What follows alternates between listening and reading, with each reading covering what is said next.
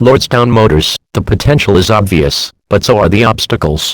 A few things quickly became apparent as we were shuffled through a tour of Lordstown Motors plant in northeast Ohio near the border with Pennsylvania. First, the hopeful electric truck maker got a steal of a deal when it purchased its 6.2 million square foot factory from General Motors for a reported $20 million. Second, Lordstown Motors hired a gaggle of talented and capable engineers to design its first product, the Endurance electric pickup truck. And third, it's going to take a herculean effort and a lot of money to get from where the company is today with its assembly plant and pickup truck to where it wants to be before the end of 2021. The Endurance trucks that Lordstown had on display for a brief ride-along were still in a beta stage. The bodywork was stamped and welded up in its factory, and their motors and batteries were assembled on site. But they are very much still a work in progress. The truck's interiors were assembled from molded bits and pieces, but were clearly not production quality items. There was no interior weather stripping, and the truck I rode in had its headrest installed backwards. The guts, including 6,048 individual battery cells and all 4 hub motors, are said to be pretty much finalized. A brief ride in an Endurance beta truck proved that, massive unsprung mass aside, there are indeed merits to the hub-mounted motor arrangement. The truck's center of gravity is extremely low, lower even than many competing electric vehicles that have motors or transaxles mounted above the level of the axles. This arrangement means there is less body roll during hard cornering.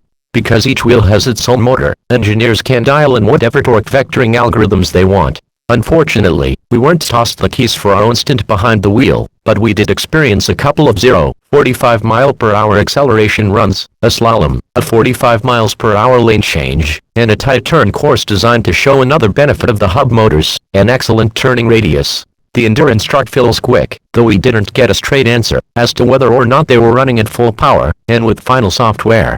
The massive parking lot, where the demonstration took place, was heavily pockmarked and full of bumps and lumps, but the truck glided along just fine. The truck we rode in had 20-inch rims with 275/R60 tires, but again we couldn't verify if those were production spec. A stroll through the painting and finishing area of the plant revealed some context on markets where Lordstown hopes to play. Forest Service green, municipal yellow and a very police-appropriate blue were all front and center. Of course, white, black, shades of gray, and one bright red were also accounted for and likely to be spec'd by regular consumers, but there certainly seems to be an emphasis on fleet sales. Executive Chairwoman Angela Strand, appointed after Steve Burns resigned as Chief Executive Officer following the revelation that periodic disclosures regarding pre-orders were in some cases inaccurate, told us that Lordstown will be first to market with a full-size all-electric pickup truck.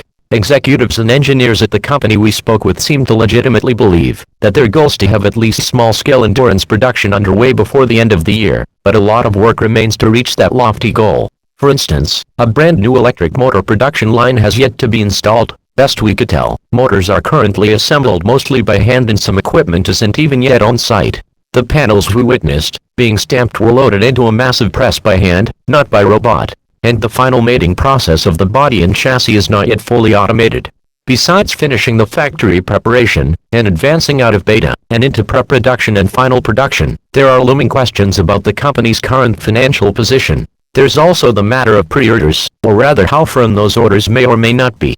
According to Lordstown in a filing with the Securities and Exchange Commission, although these vehicle purchase agreements provide us with a significant indicator of demand for the Endurance, these agreements do not represent binding purchase orders or other firm purchase commitments. Company officials were not willing to add anything more to the official statements that have already been made regarding its financial status or the number of pre-orders for the Endurance. They would only say that they are evaluating multiple potential sources of funding in addition to evaluating strategic partners and continuing our due diligence in pursuit of a loan from the U.S. Department of Energy.